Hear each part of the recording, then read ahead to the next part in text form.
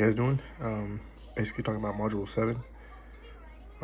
To start off, Module 7, it talked about the black maids and how every one of the white children that they took care of always would reminisce and talk about their love for their black mothers. Um, and that basically just kind of introduces us into the role of the black female, and their characteristics and things like that, and just basically their struggles and what they have to go through, in society, right? Um, and basically, um, we live in a society today that ridicules assertive women, or women that have a strong personality. That's taken in a negative light and seen, you know as offensive more than a positive. And that being said, like, a lot of times, we see actions toward women, and especially black women, that will put them in their place, right? We're trying, and um, and one of the examples I picked from one of the beginning readings was that the maids cooked, cleaned, and did all these things, all these jobs, right, and chores for these white families, and at the same time, taking care of their children, right? So, almost taking on a whole household, but still in the back of their mind, they had to know that they would never be a part of that family. They can never be a part of that family, or, even try to interject themselves or think that they're a part of the family, right? They were there to do a job, right? But even though it was their job, they did it with, um, their heart, and they spent time away from the family, basically living with another family. And it's just kind of amazing scenario and story to kind of see unfold. It's just all these things that they were required to do, and they lived on the outside of that family, just how they feel that they live on the outside of society today, right? They take on all these tasks and, um, have to be the father figure in some majority of these families, and yet still they get treated like an outsider by everyone on the outside, and kind of just treated as if they're not good enough.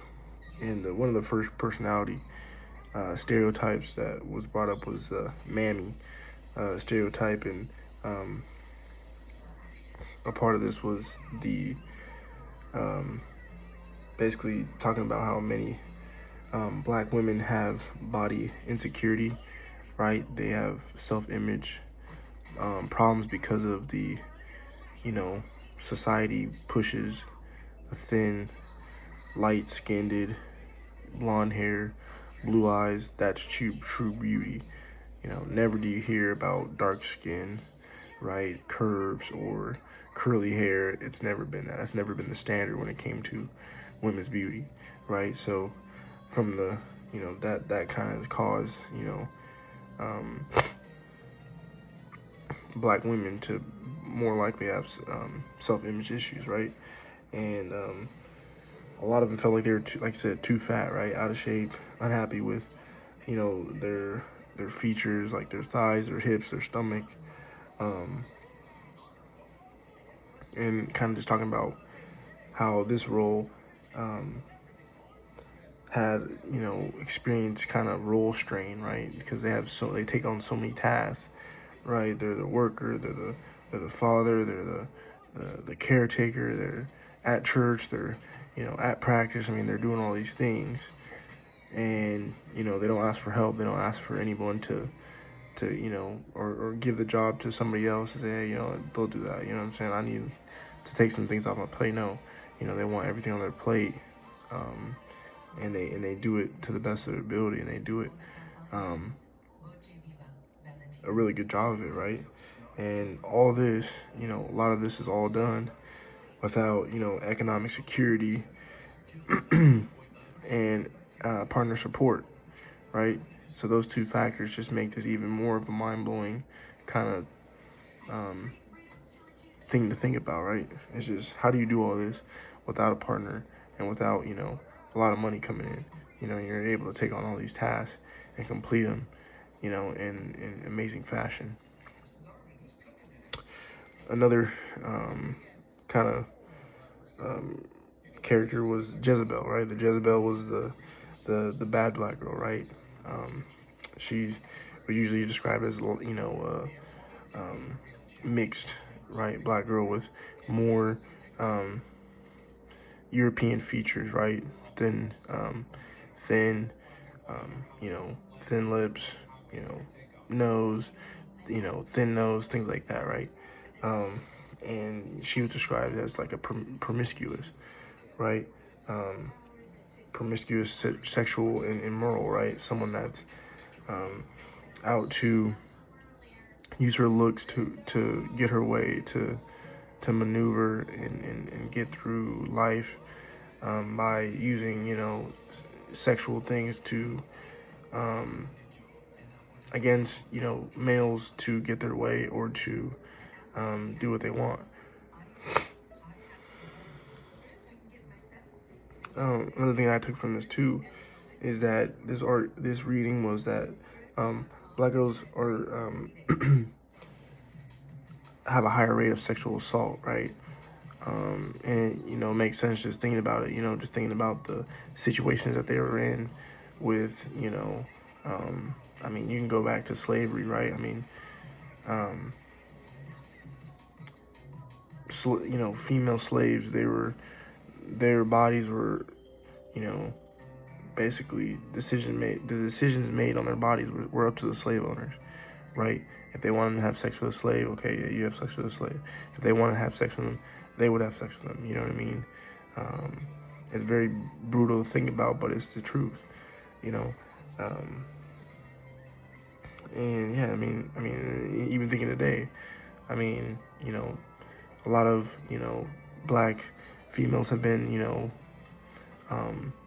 sexually assaulted or harassed or molested by family members, you know, and nothing is said of it, right?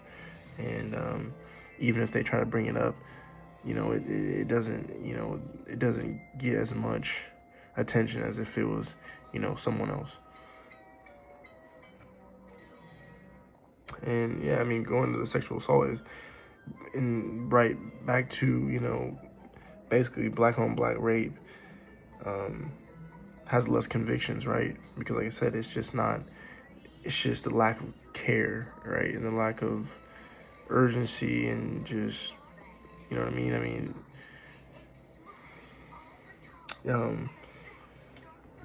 Also too, you know, some more readings within the module is, you know, one thing that's not really talked about a lot is,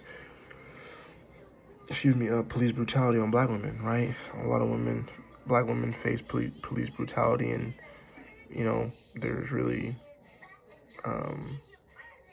no action that is taken on it, right? And it's not blown up in mass media. It's kept quiet, and, you know, you see these black males getting a lot of attention in the media for police brutality, but why isn't the same for black females, right? And, you know, a lot of times black females, they face double discrimination. You know what I mean? So not only are we living in a world that discriminates black people, but we're also in a world that discriminates women, right? And sexualizes women. And the example that I took from it was from the TED Talk about the black lady that went to get an interview, and she was denied, and she said, I didn't get the job because I was black, right? And they said, well, they have black people that work there, and they have women that work there. So what do you mean? Well, she explained to them, well, the black people that work there have, you know, low paying jobs that really nobody wants. So yeah, you have black people, but they're in positions that nobody wants and pay really terribly.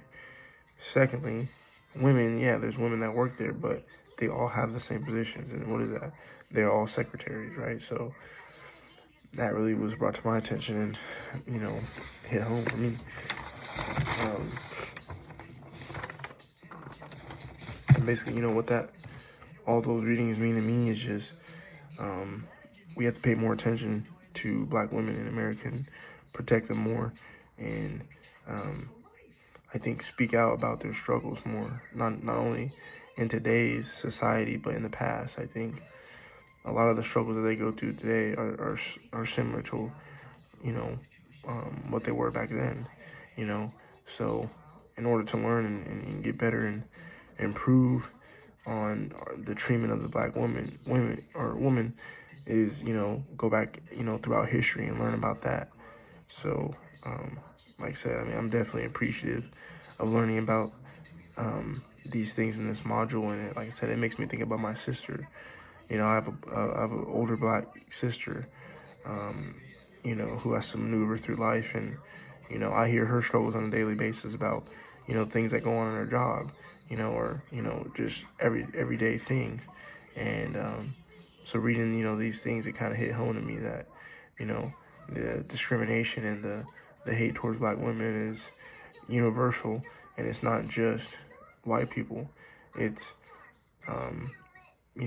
black people as well.